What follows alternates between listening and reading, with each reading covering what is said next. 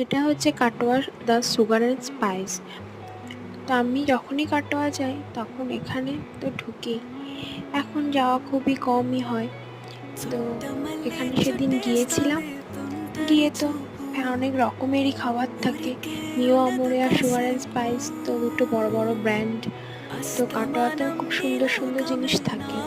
তো সেদিন আমি অর্ডার করেছিলাম আমার আর মায়ের জন্য দুটো বাটার স্কচ আর একটা ভেজ কাটলেট, আর বাড়িতে নিয়ে আসার জন্য 3টে পনিরের প্যাটিস।